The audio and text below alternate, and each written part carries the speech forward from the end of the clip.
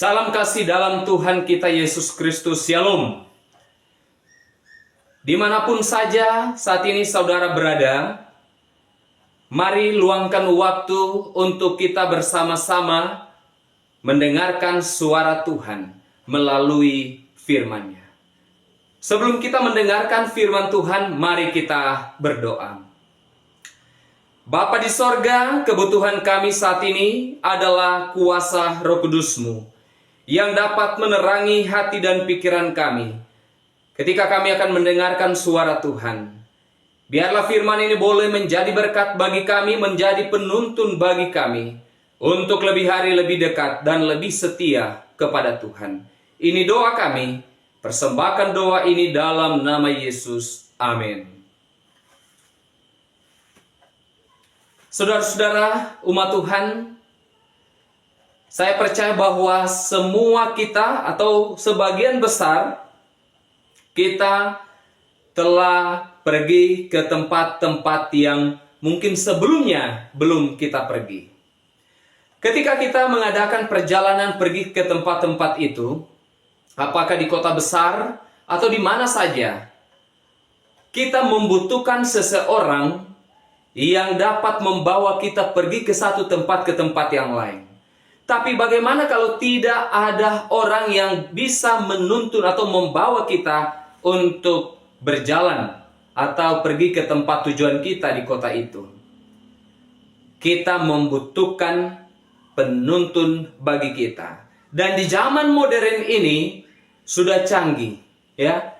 Kita menggunakan GPS. Ya, kita menggunakan GPS. Judul khotbah kita pada saat ini adalah GPS kehidupan rohani. GPS kehidupan rohani.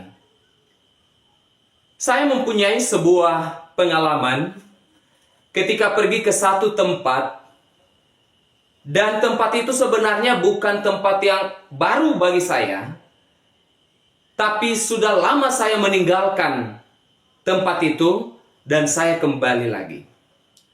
Saya pergi ke tempat itu, saudara. Saya melihat perkembangan yang sangat signifikan, sangat cepat. Akhirnya membuat saya sudah bingung untuk pergi ke tempat-tempat sebelumnya yang saya pernah pergi. Satu saat saya ingin mengunjungi rumah sahabat saya. Saya karena lupa jalan pergi ke tempat itu, saya berkata kepada dia untuk mengirim GPS kepada saya.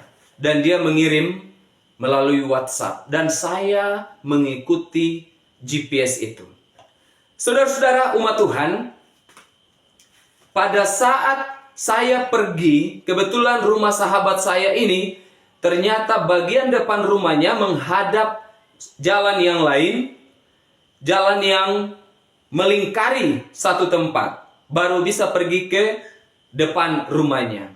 Sedangkan di bagian belakang rumahnya ada jalan juga bisa sampai ke situ. Tapi jalan itu rupanya susah untuk bisa masuk dengan kendaraan. Tapi bisa, ya, bisa lewat dengan kendaraan.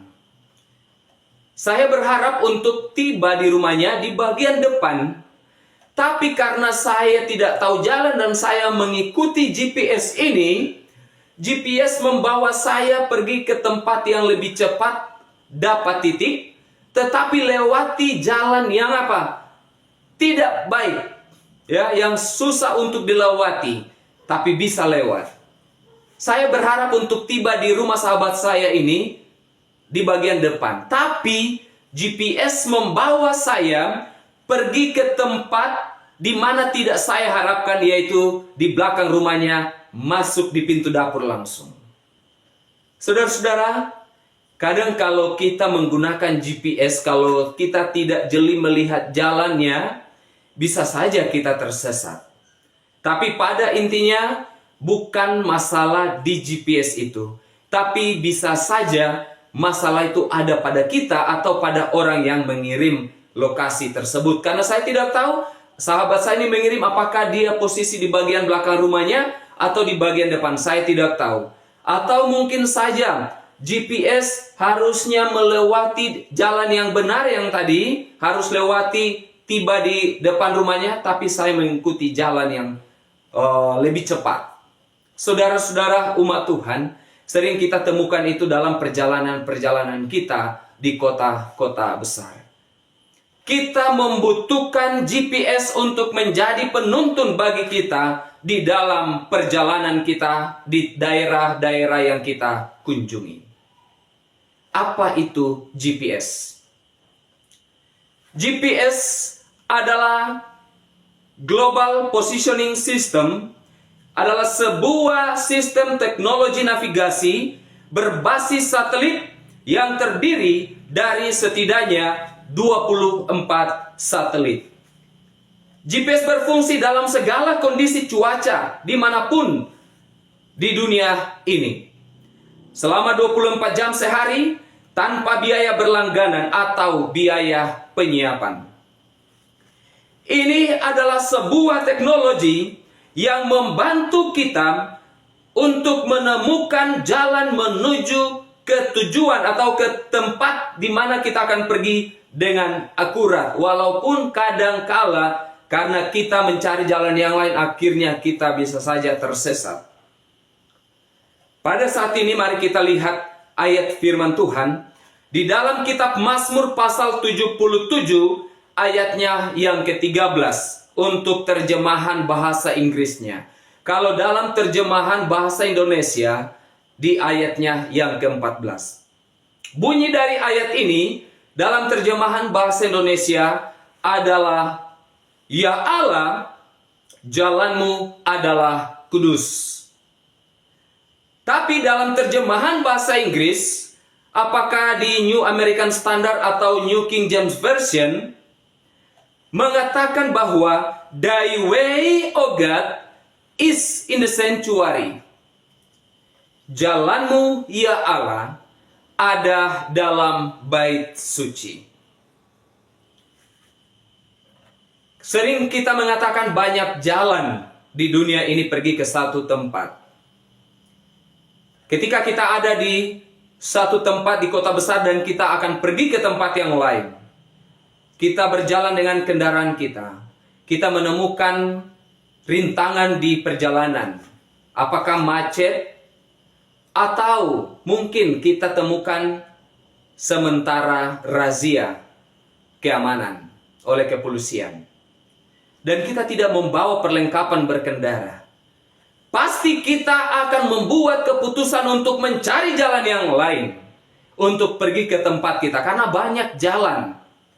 Tapi ingat, untuk datang kepada keselamatan, hanya ada satu jalan. Ketika Yesus mengatakan, Akulah jalan dan kebenaran dan hidup. Tidak ada seorang pun yang datang kepada Bapa kalau tidak melalui aku. Dan jalan itu ada di mana, saudara? Ayat ini mengatakan, Thy way, O God, is in the sanctuary. Jalanmu, Tuhan, ada dalam bait suci. Kita perlu belajar lebih banyak pelajaran-pelajaran tentang bait suci, karena itu adalah dasar iman kekristenan kita. Karena semua yang ada dalam bait suci itu kita ketika belajar, semua menunjuk kepada Yesus. Pertanyaan, apa yang menjadi masalah pokok yang diselesaikan dalam bait suci? Apa, saudara? Dosa. Dosa yang merupakan masalah yang serius yang diselesaikan dalam bait suci. Mengapa, saudara? Dosa yang memisahkan saya dan saudara dengan Tuhan. Dosa yang merupakan jurang pemisah antara kita dengan Bapa. Dosa merupakan jurang yang sangat dalam yang menuju kepada kematian yang kekal. Dalam Roma pasal 6 ayat 23 memberitahukan upah dosa itu ialah maut. Kita ada di seberang dan kita hendak pergi ke seberang, ada jurang di tengah. Bagaimana supaya saya dan saudara bisa sampai ke seberang? Apakah dengan kedudukan kita dalam sebuah instansi, dalam sebuah organisasi, atau pekerjaan kita bisa membawa kita pergi ke seberang? Ataukah dengan kehidupan saya yang adalah kehidupan rohani bisa membawa saya ke seberang? Atau saya punya uang yang banyak, harta yang banyak, suka membantu orang lain, suka membantu orang-orang yang ada di sekitar saya berbuat kebaikan. Itu semua bisa membawa saya menyeberang. Mari kita lihat bersama video berikut ini.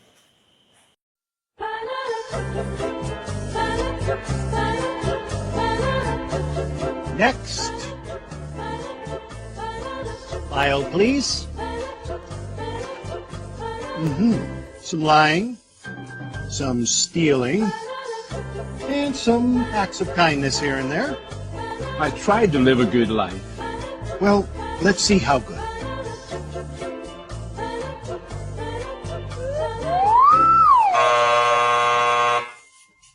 This way.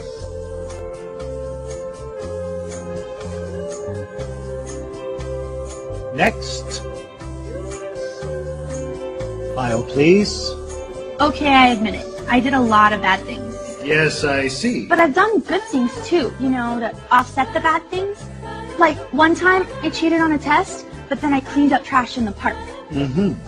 That should balance out, right? Let's find out.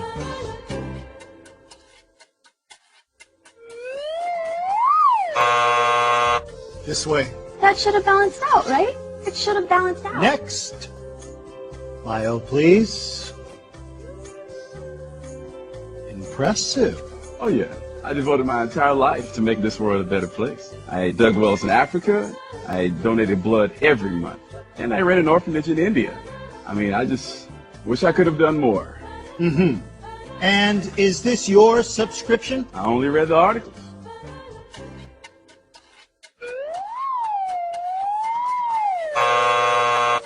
I only read the articles. I only read the articles. Next. My mom goes to church. Was baptized as a baby? Take American Express, right? Next. File, please. Whoa. Somebody's been busy. Well, let's get this over with. Sorry, I didn't know he was with you. Okay, step on the scale. Not you. Him.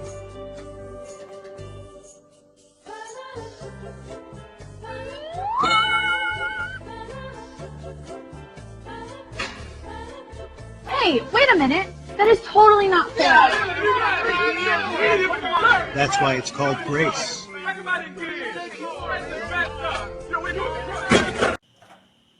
Dalam video ini, kita melihat bahwa ada beberapa orang di antara mereka yang ada dalam video itu. Mereka mengatakan, bukankah saya sudah lakukan ini? Bukankah saya sudah lakukan ini? Bukankah saya suka membantu orang lain? Bukankah saya ini rajin masuk gereja? Bukankah? Banyak pertanyaan. Bukankah saya sudah lakukan ini, lakukan itu, dan lain sebagainya? Apakah dengan kebaikan itu bisa menjadi tiket untuk kita pergi ke sorga? Saudara-saudara umat Tuhan, ketika kita punya pemahaman seperti itu, bahwa dengan apa yang ada pada kita, yang dapat kita lakukan untuk memperoleh keselamatan, percayalah bahwa itu adalah usaha kita yang sia-sia. Mengapa, saudara? Kita diselamatkan hanya oleh kasih karunia Allah. Kasih karunia-Nya yang menyelamatkan saya dan saudara. Salib yang merupakan penunjuk arah bagi saya dan saudara. Salib juga yang merupakan jembatan bagi kita untuk menyeberang sungai, untuk menyeberang jurang, untuk menyeberang sesuatu yang menghalangi kita untuk pergi ke seberang. Salib yang merupakan jembatan untuk kita diperdamaikan dengan Allah. Dalam pelajaran tentang bait suci, kita temukan beberapa upacara. Ada upacara harian, ada upacara tahunan. Saudara-saudara umat Tuhan, yang dialami oleh orang yang berdosa ketika mengetahui pekabaran domba yang mengatakan upah dosa itu ialah maut, ada 3 hal yang harus dia lakukan. Yang pertama, dia akan berpikir, kalau saya tetap tinggal dalam kehidupan dosa ini tanpa harus melangkah pergi ke bait suci, maka dia akan mengalami maut. Yang kedua, jika saya pergi, orang yang berdosa ini pergi ke bait suci, ada rasa malu yang dialaminya. Mengapa? Karena upacara harian ini dibuat pada waktu terang, ya, pagi dan petang. Kalau pagi itu sekitar jam 9, petang itu sekitar jam 3.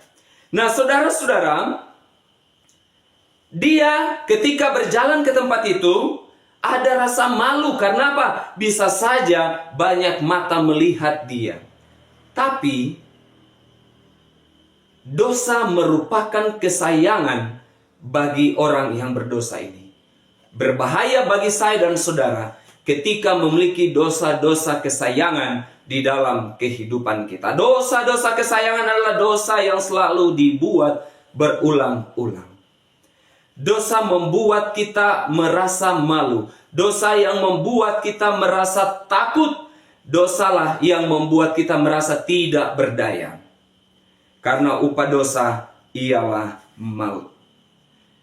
Setelah frase upah dosa adalah maut, frase selanjutnya adalah tetapi kasih karunia Allah ialah hidup yang kekal. Itu adalah pekabaran domba yang memberikan pengharapan kepada orang yang berdosa ini bahwa dia dapat diselamatkan oleh karena kasih karunia. Oleh karena kasih karunia, bukan karena dengan usahanya. Orang yang berdosa tidak berdaya datang ke pelataran, tetapi pekabaran domba yang membawanya ke pelataran bait suci. Orang yang berdosa tidak dapat mengaku dosanya, tetapi kasih Tuhan yang membuat ia dapat mengakui dosanya dengan tulus dari hati yang paling dalam. Orang yang berdosa tidak dapat masuk ke dalam bilik yang suci, tapi imamlah yang melakukannya bagi orang yang berdosa. Apa yang bisa dia lakukan? Yang bisa dia lakukan hanyalah membawa korban dan menyembelih korban itu. Membunuh korban yang dia bawa. Karena dosa kita, karena kesalahan kita, karena pelanggaran kita manusia yang membuat Yesus disalibkan. Pekabaran dalam kitab Roma pasal 5 ayat 1-11 adalah pekabaran domba yang menuntun saya dan saudara untuk datang ke pelataran. Pekabaran domba itu menyatakan bahwa upah dosa itu adalah maut. Kemudian domba itu menggantikan kematiannya. Domba memberikan kekuatan untuk menghapuskan rasa malunya. Domba yang menuntun pendosa ke pelataran bait suci. Domba menuntun pendosa itu untuk melewati pintu pelataran. Domba yang menuntun pendosa memandang mezbah korban bakaran. Domba yang memberikan kekuatan kepada orang berdosa untuk mengakui kesalahannya. Domba yang menuntun orang yang berdosa untuk memiliki kehidupan yang baru di dalam Tuhan. Ketika kita masuk dalam pelataran bait suci, kita temukan dua perabot di sana. Yang pertama adalah mezbah korban bakaran. Yang kedua, sebelum masuk ke bilik yang suci, kita temukan bejana pembasuhan. Itu dicatat di dalam Keluaran pasal 30 ayat 17 sampai 21. Keluaran pasal 30 ayat 17 sampai 21 ini mencatat tentang bejana pembasuhan. Kita boleh baca di dalam ayat-ayat itu. Saudara-saudara, dalam sebuah kutipan yang ditulis oleh seorang penulis Kristen dari Amerika dalam buku Nasihat Bagi Sidang, jilid 2, halaman 611. Mengatakan bahwa Allah yang Maha Kuasa telah menyuruh Musa untuk memberitahukan pada bangsa Israel untuk mencuci pakaian mereka, jangan sampai ada kenajisan di pakaian mereka dan pada diri mereka ketika mereka datang menghadap Tuhan. Lalu Musa turun dari gunung untuk menemui bangsa Israel, dan mereka pun mencuci pakaian mereka sesuai dengan yang diperintahkan Allah. Dan untuk menunjukkan betapa hati-hatinya mereka sehubungan dengan kebersihan, Musa harus menaruh sebuah bejana pembasuhan, ya, di antara kemah pertemuan dan mezbah, serta dia harus menaruh air di dalam bejana pembasuhan untuk membasuh. Dan Musa serta Harun, juga anak-anak Harun yang melayani Tuhan, harus membasuh tangan dan kaki mereka di sana ketika mereka pergi ke kemah pertemuan dan ketika mereka pergi menghadap Tuhan. Saudara-saudara, upacara seperti ini telah selesai ketika Yesus mati di atas kayu salib, ditandai dengan tirai bait suci terbelah dua. Semua hukum-hukum upacara yang melambangkan Yesus, semuanya telah berakhir di atas kayu salib ketika Yesus mati. Tapi makna dari setiap upacara-upacara itu akan ada terus-menerus sampai selama-lamanya. Apa yang perlu kita bersihkan, saudara? Kita perlu membersihkan hati kita dari rasa dengki terhadap orang lain. Kita perlu membersihkan hati kita terhadap dendam kepada orang lain. Kita perlu membersihkan hati kita dengan rasa cemburu melihat orang yang ada di sekitar kita. Kita perlu membersihkan diri kita dari jalan-jalan kita yang penuh dengan noda dosa. Ingat, saudara, Allah itu Allah, bukan cleaning service. Kita harus menjadikan Allah itu Allah. Kita harus datang dengan hati yang bersih, hati yang tulus untuk menyembah Dia dalam roh dan kebenaran. Jangan membuat Allah menjadi cleaning service. Saudara-saudara umat Tuhan, kata Ibrani yang diterjemahkan sebagai laver dalam Alkitab sama artinya dengan satu wadah besar untuk mencuci. Dalam kitab Titus pasal 3 ayat 5, pembasuhan di bejana pembasuhan itu melambangkan penyucian atau pembersihan harian. Ya, permandian kelahiran kembali oleh pembaharuan yang dikerjakan oleh Roh Kudus. Ketika bejana pembasuhan ini yang dapat membasuh kaki dan tangan mereka hanya dilakukan oleh seorang imam kepada orang yang berdosa itu. Mengapa harus tangan dan kaki, saudara? Tentu tangan dari para imam akan segera menjadi kotor setelah dibasuh dan kemudian melakukan pekerjaan mereka di mezbah. Demikian juga kaki mereka, ya, akan segera menjadi kotor saat mereka menyentuh tanah sesudah pembasuhan karena lantainya tidak berkarpet. Ya, membasuh tangan melambangkan apa yang mereka telah lakukan. Pelayanan mereka, pekerjaan mereka, Setiap hal yang menggunakan tangan adalah penting. Jadi tangan mereka perlu dibasuh setiap hari. Ya, perlu dibasuh selalu. Ya, pembersihan awal itu dilakukan hanya satu kali, tapi pembersihan harian dilakukan terus-menerus.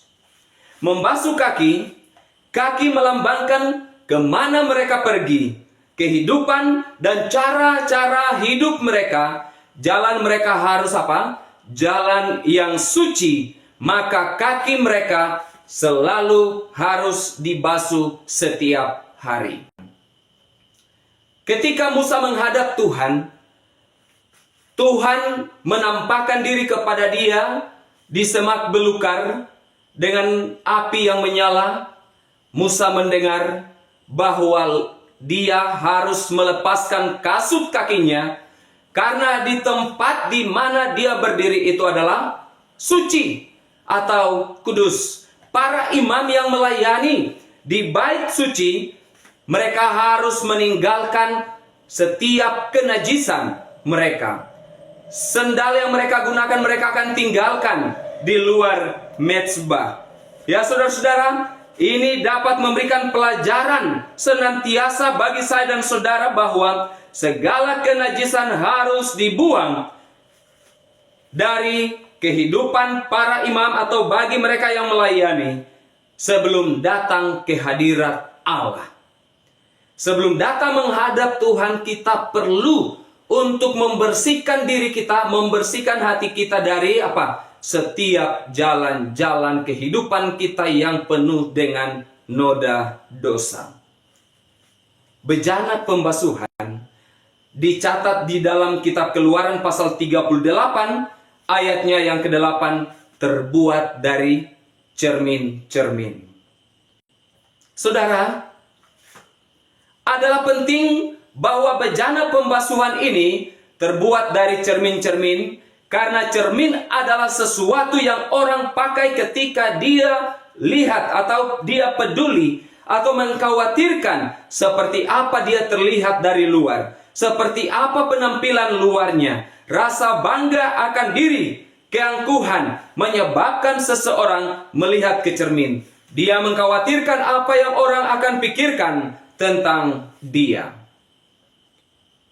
Tidak ada salahnya saya dan saudara terlihat manis dan rapi, selama kita tidak menjadi lebih peduli bagaimana kita terlihat dari luar oleh orang lain dibandingkan kita terlihat oleh Allah di dalam hati kita. Manusia melihat apa yang di luar, tapi ingat, Tuhan melihat hati kita. Tuhan yang menyelidiki hati kita di dalam pelayanan atau hal-hal yang kita lakukan untuk Tuhan, Tuhan lebih mengetahui kedalaman hati kita. Kemudian posisi atau letak dari bejana ini dicatat dalam Keluaran pasal 30 ayat 18. Tempatnya itu ada di antara mezbah dan juga apa? Kemah suci. Di mezbah yang menunjukkan pengorbanan Kristus, dosa diampuni lewat darah korban. Mezbah adalah tempat orang berdosa datang ke satu hubungan yang baru dengan Allah. Pada waktu kita menerima korban Kristus di kayu salib, kita diselamatkan. Di mezbah kita dibenarkan. Di bejana pembasuhan kita disucikan atau dibersihkan setiap hari. Posisi dari bejana pembasuhan ini mengajarkan bahwa anak-anak Allah terbaik sekalipun, dalam hal ini para imam dalam perjanjian lama, perlu pembersihan secara teratur setelah penebusan. Jangan berpikir bahwa kita ini orang rohaniawan, orang hebat, kemudian tidak ada kotor, tidak ada kenajisan. Ingat bahwa kita perlu menyadari akan hal ini sebelum menghadap hadirat Tuhan. Kita perlu membersihkan diri kita. Sebagaimana air untuk membasuh sama dengan firman Allah untuk menyucikan kita. Yesus berkata kepada murid-muridnya, "Kamu memang sudah bersih karena firman yang telah kukatakan kepadamu." Dalam kitab Mazmur pasal 119 ayat 9, pemazmur mengatakan, "Dengan apakah seorang muda mempertahankan kelakuannya bersih? Dengan menjaganya sesuai dengan firman-Mu." Bejana pembasuhan tidak membasuh siapapun, tetapi oranglah yang harus memasukkan air ke dalam bejana itu untuk membersihkan kaki dan tangan mereka. Kita harus tetap dibasuh oleh firman Allah setiap hari. Harus dibersihkan dengan firman Allah setiap hari, agar kita bisa berjalan bersama dengan Allah, serta memiliki persekutuan yang intim dengannya. Saudara-saudara umat Tuhan, GPS kehidupan rohani kita adalah Yesus.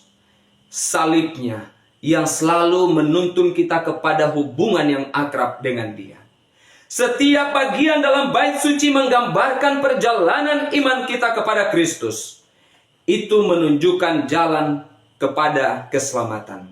Semua elemen dalam bait suci menunjuk kepada Yesus sebagai juru selamat, sebagai penebus dalam menyelesaikan masalah dosa kita, dan lain sebagainya. Itu berarti, saudara, mari kita selalu mengarahkan fokus kita hanya tertuju kepada Tuhan, bukan kepada manusia.